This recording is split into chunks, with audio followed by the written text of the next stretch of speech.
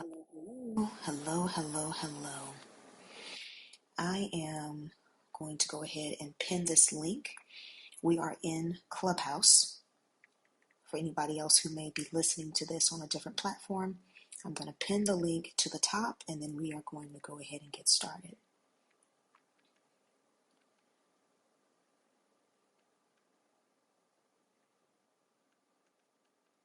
Okay. All right. Awesome. Okay. So, welcome everyone. My name is Atandra Jones, and I am an operations and business process advisor. I show you how to simplify your company operations so that you can create more time for your spouse, your children, your family, and your hobbies. I show you how simple your operations can be, and I show you that your operations can be simple and still be efficient and still be profitable. So that is who I am, that is what I do, and welcome to today. So we are discussing 5 ways that you can improve your project management system before you begin automating any parts of your project management.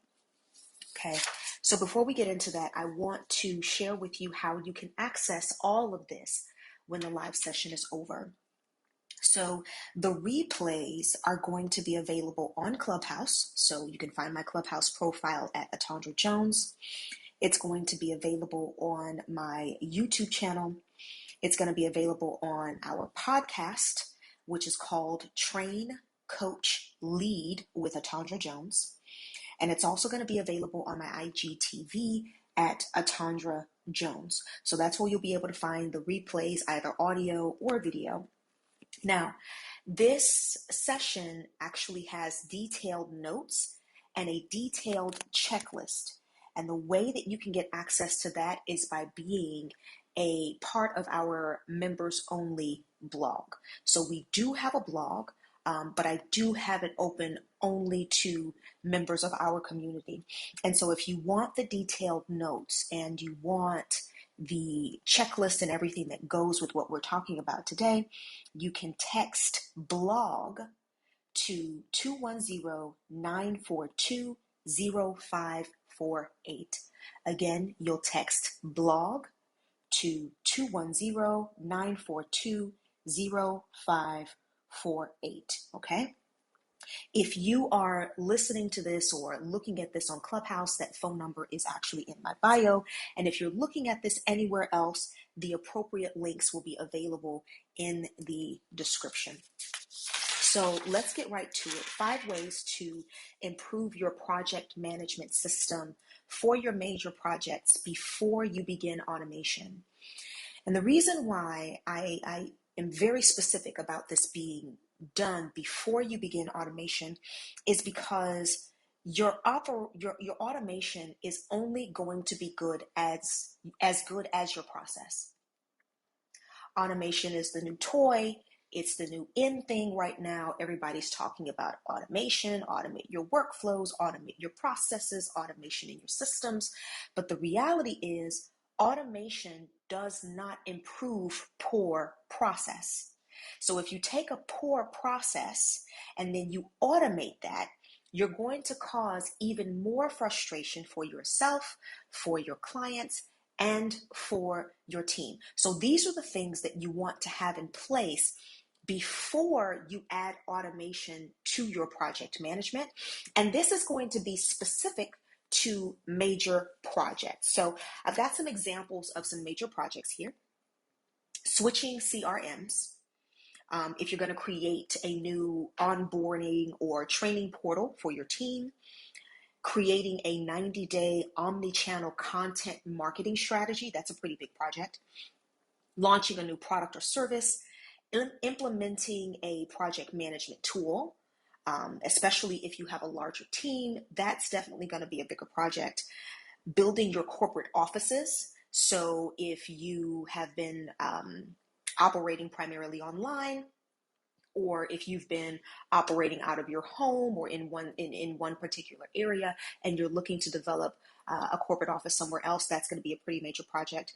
Opening new locations, relocating to a new office, updating or building your company website, developing and implementing your hiring and retention strategies. So these are just a few examples of major projects. And I call these major projects because they're going to have multiple parts. You're probably going to have multiple people involved, whether those people are people who are actually on your team or whether those people are people who you are contracting out to do the work. So it's got multiple steps, multiple people. It's probably something that's going to need to be completed over a number of days or weeks or months.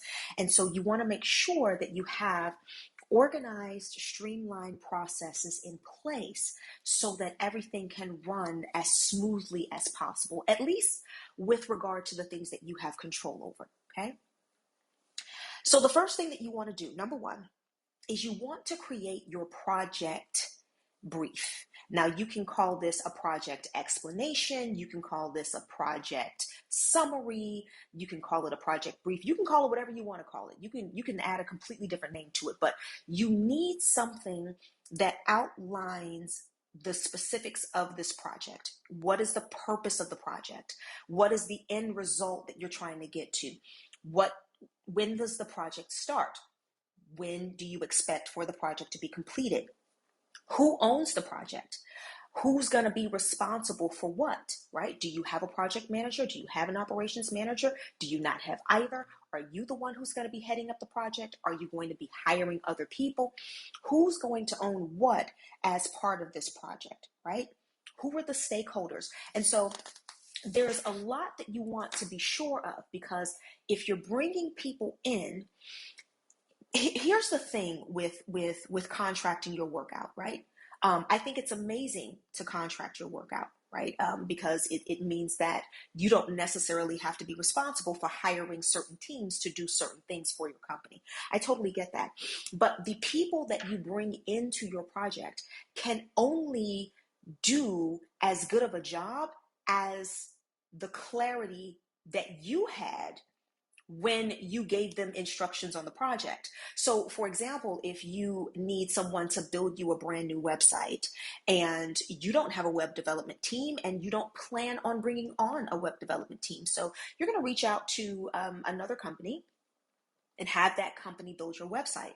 Well, if you call them or you email them or you get on a call and you just say, hey, I need you to build my website. These are my brand colors and these are my fonts and this is what I do.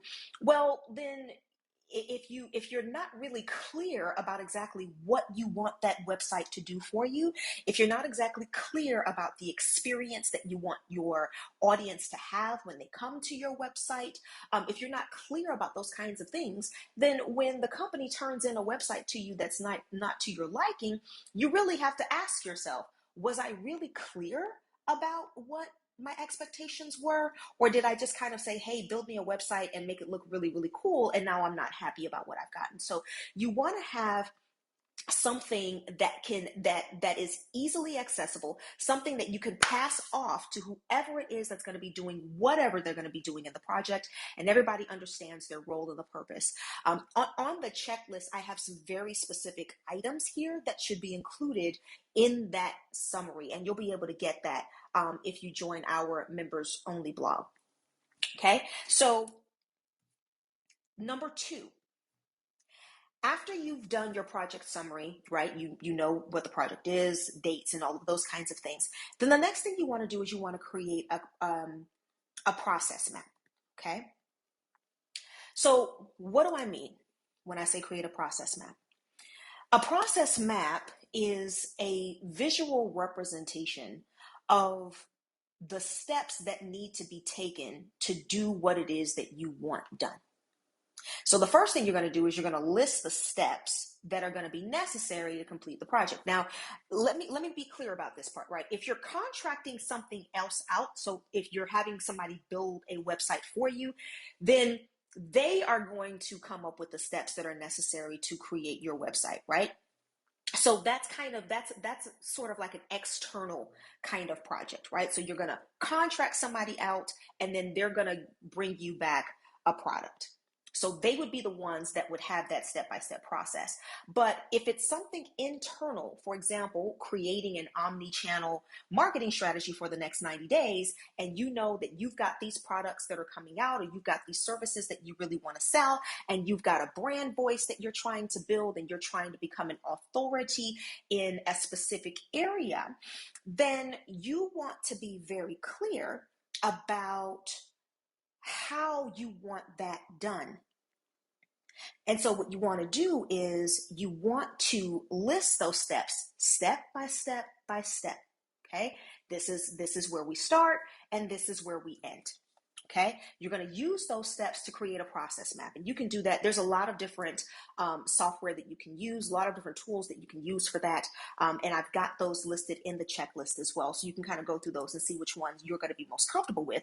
But once you do that, then what's going to happen is you're going to be able to see where in that process you have unnecessary steps. Where in that process do you have unnecessary redundancy? So, for example, if you are building out your onboarding process for your new team, right?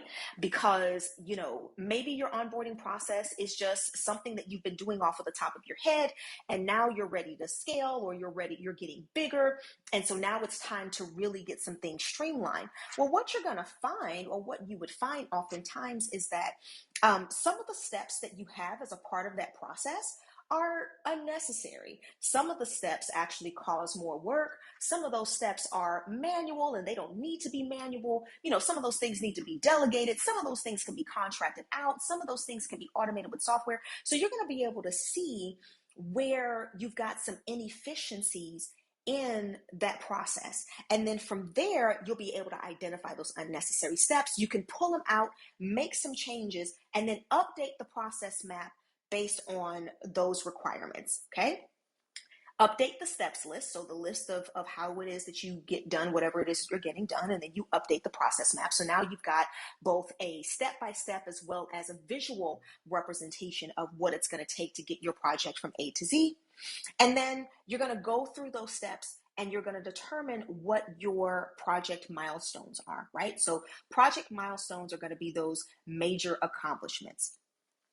Those major points. Maybe you want to put in, okay, this here is a halfway point. So when we get to the halfway point, I know that I can do X, Y, and Z in this other area of the company. So you want to go ahead and outline those as well. And I've got that process in the checklist. So you'll be able to see that, and it may make a little bit more sense for you. So once you've created like this summary, and you've got your process map, and you've got your steps outlined, then you're going to upload everything into your project management tool. Okay. Now there are many, many tools that you can choose from. I've got some examples for you in the checklist.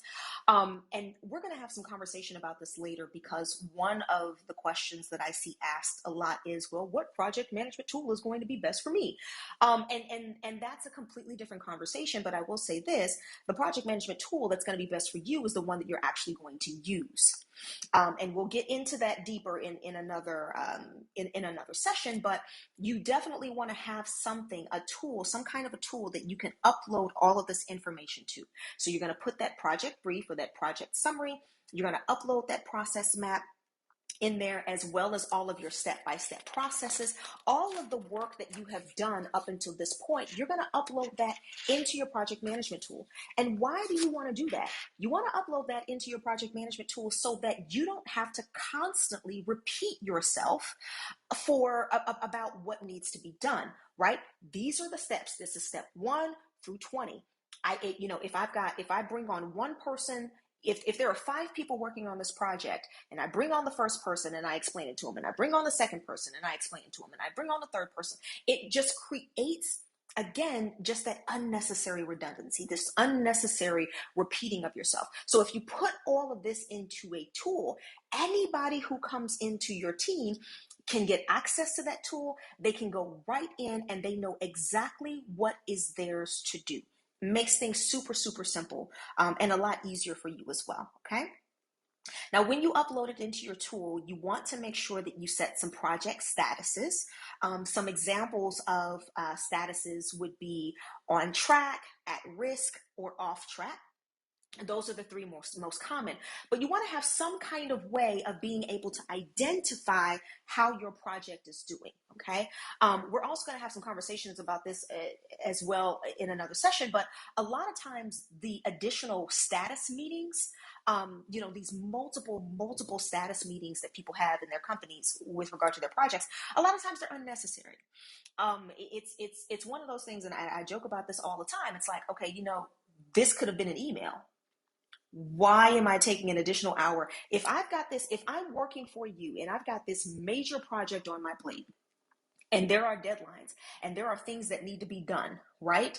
Why are we having a 1-hour meeting just for me to tell you that the project is on track, right? So when you set those project statuses, it makes it really easy for you to go into the app or go into the tool and you can see this project is on track. This is what everybody has done. And it eliminates a lot of those unnecessary status meetings. Okay. I've got some lists. I've got a list of some sample project management tools in the checklist, so you'll be able to check that out. And now let's move on to number 4. So once you've got it uploaded into your project management tool, then what you want to do is you want to have your operations manager regularly check the tool just so that this person can stay abreast of what's going on with the project.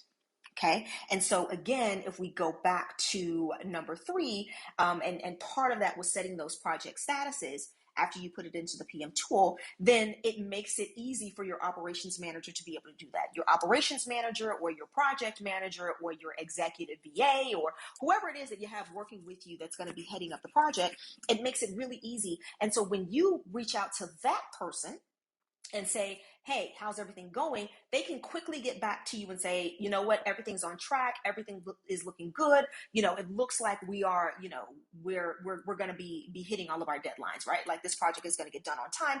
Or they can quickly tell you, you know what, we've run into a bit of a snag. We were waiting for something from a vendor, or we were working on something one day and the system went down, whatever the situation was. They'll be able to give you a quick update. And again, all of these things are simplifying what it is that you do and saving you time. While we're on that, let me just take a kind of a sidestep here, okay? And this is going to be good for you, especially if you are new to me and the way that just kind of the way that we operate things here, right? So I am a firm believer that when you put in the work on the front end, it saves you so much time and energy and frustration on the back end. So one of the things that you're going to notice as we're doing these sessions is when I say, 5 ways to prep your project management system, 5 ways to set up your sales system, 5 ways for you to be able to upgrade your client onboarding system, those kinds of things. When we're talking about the systems, you are going to notice that in the beginning, yes, there is a lot of work to be done. There's a lot of work to be done typically in the beginning, but it is one of those situations where if you put in the work in the beginning, then is that going to automatically eliminate any possibility that you're going to have any problems during this process? No, it's not. You may still have some snags. You may still have some issues. You may still have some things happen that are out of your control. But what will happen is if those things do happen, you are more prepared to respond and you won't be reacting. And so you'll be able to make a lot more intelligent decisions as opposed to reactive decisions if those things were to happen. So you do the work on the front end and it makes things really, really simple, really, really efficient, and you can still be profitable on the back end. So I just wanted to take a sidestep and share that, okay? All right, back in. Step 4, making sure that you got somebody on your team who's going to check that PM tool so they can stay abreast of what's going on with the project, and they can give you quick snapshots of exactly what's going on, okay? Now, a status meeting should only be necessary If, I'll give you 4 reasons why you would have a status meeting with regard to this project. If there's a sudden change to the project that requires a higher level approval for new resources. So let's say that you are choosing, let's say that you are bringing in a new ERP or a new CRM, right?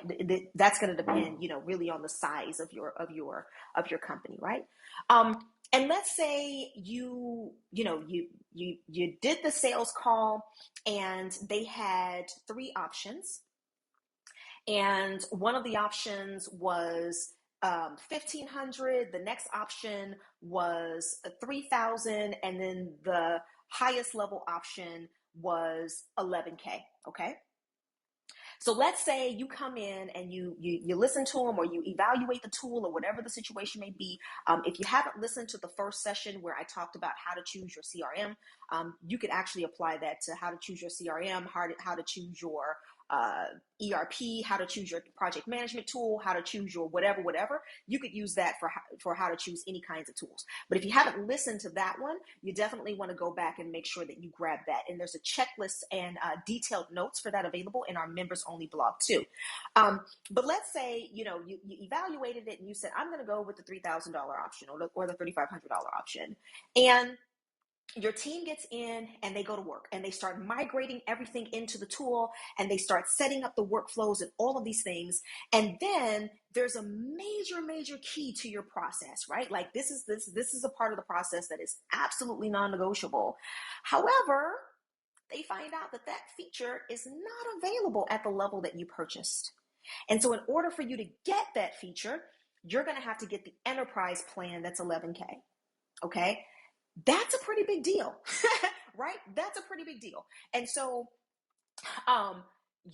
so there may need to be some conversation around, okay, your team is saying, okay, listen, this is what you want done. However, the only way to do this is with this. And so now we've got to make some decisions about whether or not we want to continue the migration to this tool, or if you want to go ahead and upgrade the tool to the 11K enterprise version, or if you just want to completely stop the migration to this tool, cut your losses, and then just go with a completely different company that has the same thing that's available on that enterprise plan, but maybe it's something that fits your budget a lot more.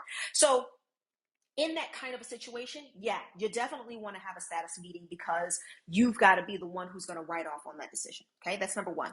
The second reason why you would have a status meeting is if you've got a member of the team, somebody who's working on this project that is separated from the company.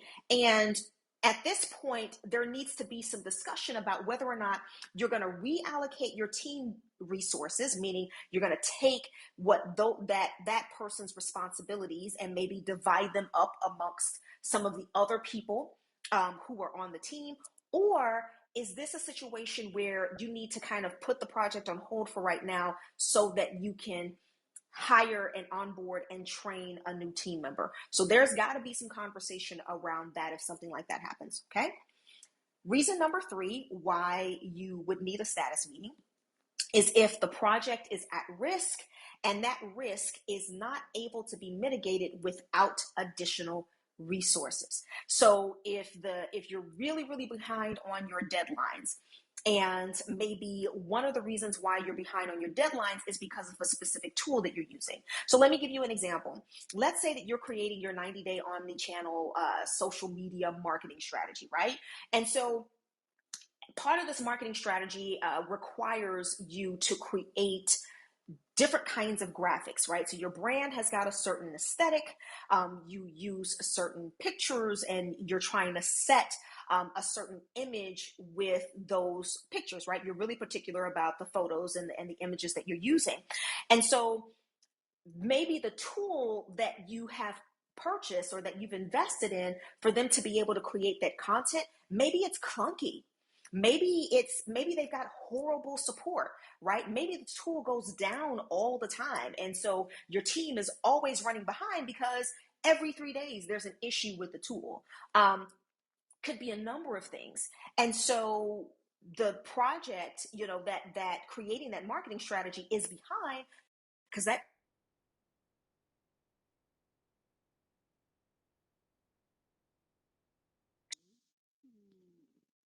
be able to get back on track is you guys have got to change the tool, right?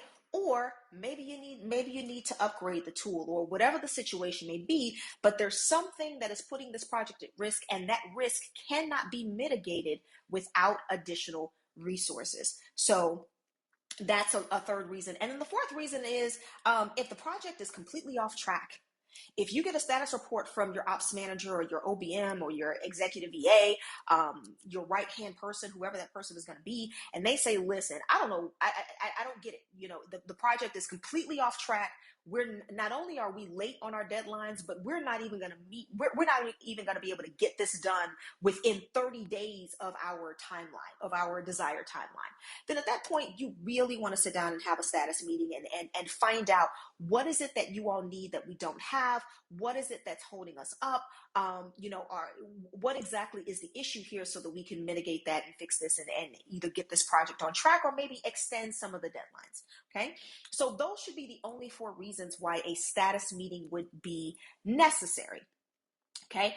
Anything else, you should be able to look into the tool, or your ops manager should be able to look into the tool and get a quick snapshot of what's going on and give you a quick and easy report. And it's not anything that you have to have any additional conversation about or any unnecessary conversation about.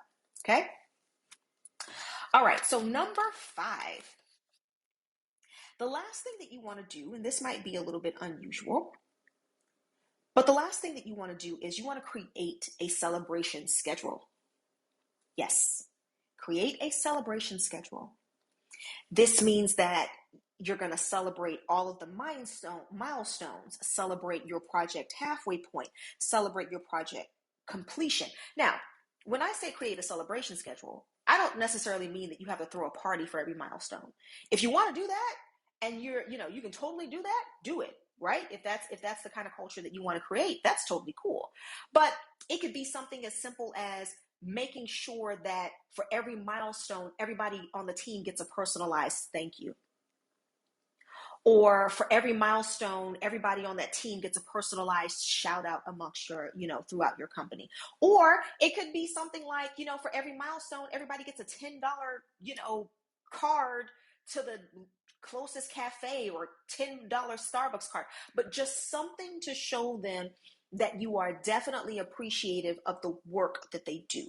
Okay, these kinds of things help to boost morale. It gives your team something to look forward to, and it really, really supports that camaraderie, that company culture, and it also leads to retention of the people on your teams as well. Okay, so there you have it. Those are the 5 things that you want to do before you automate. These 5 things that you want to have in place before you begin automating your strategies, okay?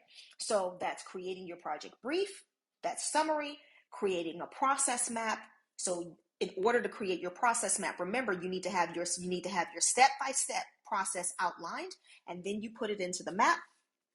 Upload everything into your project management tool. Now, let me be clear, when I'm talking about automation, I'm talking about automating within your project management tools, specifically for what we're talking about here, okay? We'll have some different conversation about what that looks like, because that's gonna be different depending on the tool that you use. But you wanna upload it into your tool, have your ops manager check regularly so that you can get some status updates and create a celebration schedule. So those are the things that you want to do.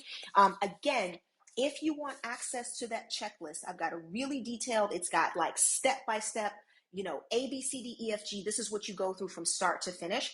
If you want access to that, then you want to send a text message, text blog to 210-942-0548, and then you're going to get a message with exactly how to access our members only area so that you can get the blog and you can get the checklist. Okay, this is going to be available on the podcast Train Coach Lead with Atandra Jones. It'll be available here on Clubhouse at Atandra Jones. It'll be available on the YouTube channel, and it'll also be available on IGTV at Atandra Jones. And lastly, if you want some support with outlining exactly how you can simplify your operations in a way that makes things a lot easier for you than they are now, that removes some of those unnecessary manual tasks from your plate and from your agenda, and to be able to do it in a way that's elegant and efficient and that is still absolutely profitable. Then what I want you to do is I want you to go to our website at www.wgrnow.com and book a clarity call with me.